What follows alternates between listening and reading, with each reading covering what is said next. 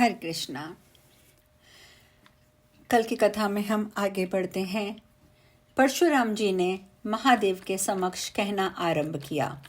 परशुराम जी ने कहा, दया निधान, मैं भृगुवंशी जन्मादग्नि का पुत्र परशुराम हूँ, आपका दास हूँ, आपके शरणागत हूँ, आप मेरी रक्षा कीजिए। इसके बाद सारी घटना विस्तार से सुनाकर परशुराम ने कहा कि मैं पृथ्वी को 21 बार क्षत्रिय शून्य करने तथा मेरे पिता का वध करने वाले कार्तवीर्य को मारने की प्रतिज्ञा लेकर आया हूँ। आप मेरी प्रतिज्ञा को पूर्ण करें। इस बात को सुनकर भगवती पार्वती और भद्रकाली ने क्रुद्ध होकर परशुराम की भर्त्सना की। तब परशुराम भगवती गौरी और कालिका के क्रोध भरे वचन सुनकर उच्च स्वर में रोने लगे और प्राण विसर्जन के लिए तैयार हो गए। तब दयासागर भक्तानुग्रहकारी प्रभु महादेव ने ब्राह्मण बालक को रोते देखकर स्नेहार्द चित्र से अत्यंत विनयपूर्वक वचनों के द्वारा गौरी और कालिका का क्रोध शांत किया और उन दोनों की तथा अन्य सबकी अनुमति लेकर परशुराम से कहना आरंभ किया। शंकर जी ने कहा, हे वत्स, आज से तुम मेरे लिए एक श्रेष्ठ पुत्र के समान हुए, अतः मैं तुम्हें एक ऐसा गुह्य मंत्र प्रदान करूंगा जो त्रिलोकी में दुर्लभ है। इसी प्रकार एक ऐसा परम अद्भुत कवच भी बतलाऊंगा जिसे धारण करके तुम मेरी कृपा से अनायास ही कार्तवीर का वध कर डालोगे। विप्रप्रवर, तुम 21 बार भूमि को भूपालों से शून्य भी कर दोगे और सारे जगत में तुम्हारी कीर्ति व्याप्त हो जाएगी, इसमें संशय नहीं है। नारद, इतना कहकर शंकर जी ने परशुराम जी को परम दुर्लभ मंत्र और त्रैलोक्य विजय नामक अद्भुत कवच प्रदान किया। फिर स्तोत्र, पूजा का विधान, पुरश्चर पूर्वक मंत्र सिद्धि का अनुष्ठान, नियम, सिद्धि स्थान, काल की संख्या आदि बतलाई। उसी समय उन्हें संपूर्ण वेद वेदांग भी पढ़ा दिए।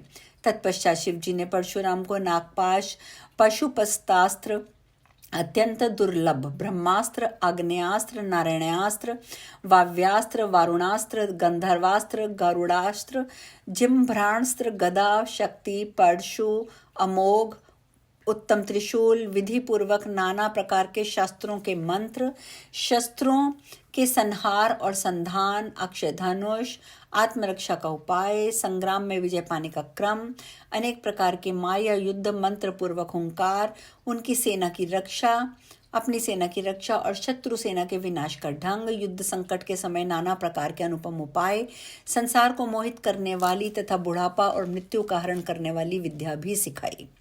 परशुराम ने चिरकाल तक गुरुकुल में ठहरकर संपूर्ण विद्याओं को सीखा, फिर तीर्थ में जाकर मंत्र सिद्धि प्राप्त की।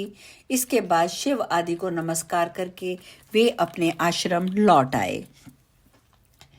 इतना सुनने के पश्चात नारद जी ने पुनः मुनि से पूछा, भगवान, अब मेरी ये सुनने की इच्छा है कि भगवान शंकर ने दयावश परशुराम जी को कौन सा मंत्र और कौन सा स्तोत्र और कवच दिया। इस मंत्र के आराध्य देवता कौन है, कवच धारण करने का क्या फल मिलता है तथा स्तोत्र पाठ से किस फल की प्राप्ति होती है, मुझे ये सब बताइए। नारायण बोले, नारद, उस मंत्र के आराध्य देव गोलोकनाथ, गोपीश्वर, सर्व समर्थ, परिपूर्णतम स्वयं भगवान श्री कृष्ण हैं।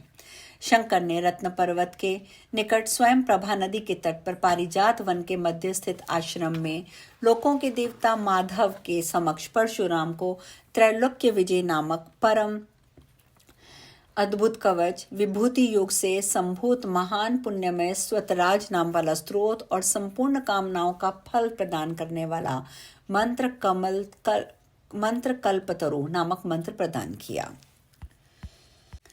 महादेव जी ने कहा, भृगुवंशी महाभागवत्स, तुम प्रेम के कारण मुझे पुत्र से भी अधिक प्रिय हो, अतः आओ कवच ग्रहण करो।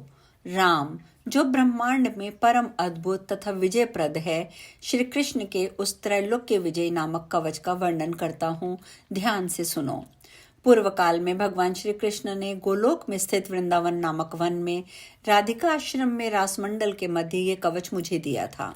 यह अत्यंत गोपनीय तत्व संपूर्ण मंत्र समुदाय का विग्रह स्वरूप पुण्य से बढ़कर पुण्यतर और पुण्यतर परमोत्कृष्ट है, और इसे मैं स्नेहवश तुम्हें बता रहा हूँ, जिसे पढ़कर एवं धारण करके मूल प्रकृति भगवती आद्य शक्ति ने शुभ, निशुंभ, महिषासुर और रक्त बीज का वध किया था, जिसे धारण करके मैं लोगों का संहार और संपूर्ण तत्वों का जानकार हुआ हूँ, जिसे पढ़कर ब्रह्मा ने इस उत्तम सृष्टि की रचना की थी, जिसे धारण करके भगवान शेष सारे विश्व को धारण करते हैं, जिसे धारण करके कूर्मराज शेष को लीला पूर्वक धारण करते हैं, जिसे धारण करके स्वयं सर्वव्यापक भगवान वायु विश्व के आधार हैं, जिसे धारण करके वरुण सिद्ध और कुबेर धन के स्वामी हुए हैं, जिसे पढ़कर एवं धारण करके स्वयं इंद्र देवताओं के राजा बने हैं, जिसे धारण करके तेजो राशि स्वयं सूर्य भुवन में प्रकाशित हुई है,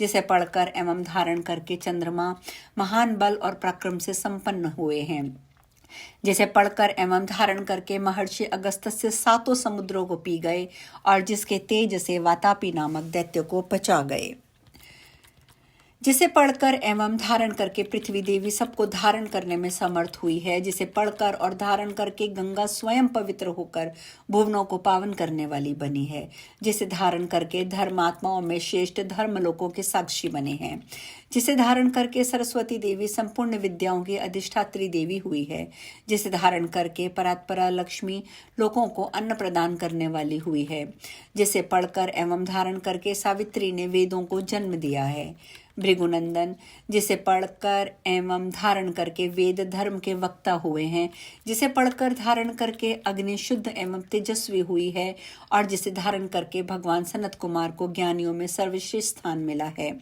जो महात्मा साधु एवं श्री कृष्ण भक्त हो उसी को यह कवच देना चाहिए, क्योंकि शठ एवं दूसरों के शिष्य को देने से दाता मृत्यु को प्राप्त हो जाता है। इस तरह के विजय कवच के प्रजापति ऋषि हैं, गायत्री छंद है, स्वयं रासेश्वर देवता हैं, और त्रैलोक्य की विजय प्राप्ति में इसका विनियोग कहा गया है। यह परातत्पर कवच तीनों लोकों में दुर्लभ है। ओम श्री कृष्णाय नमः, सदा मेरे सिर की रक्षा करें। कृष्णाय स्वाहा, ये पंचाक्षर सदा कपाल को सुरक्षित रखे।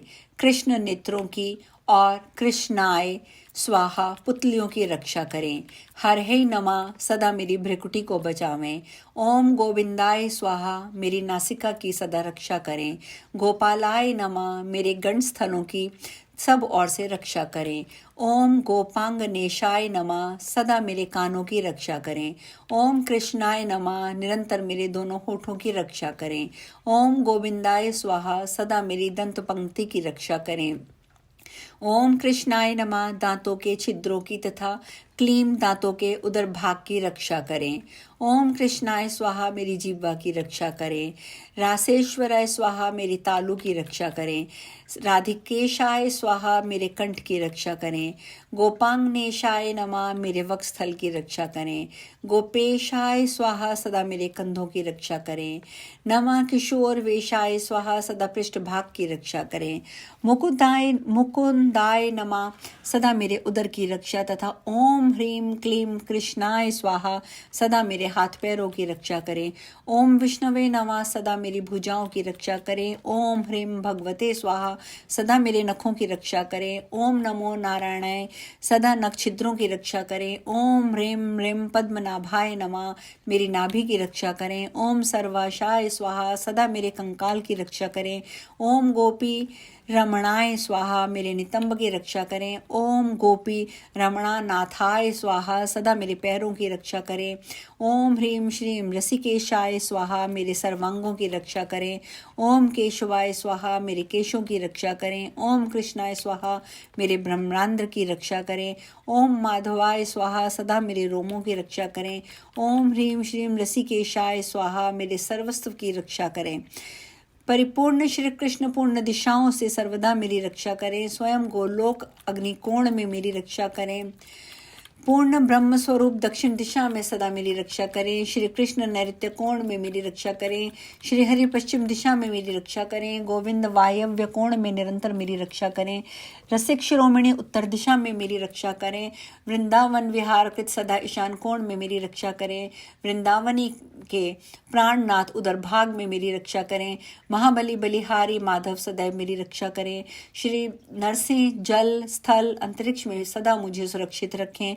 माधव सोते समय तथा जागृत काल में सदा मेरा पालन करें तथा जो सबके अंतरात्मा निर्लेप सर्वव्यापक हैं वे भगवान सब ओर से मेरी रक्षा करें। तो ये था भगवान श्री कृष्ण के नाम का कवच जिसकी हमने आज चर्चा की। आगे हम कल करेंगे। हरे कृष्णा।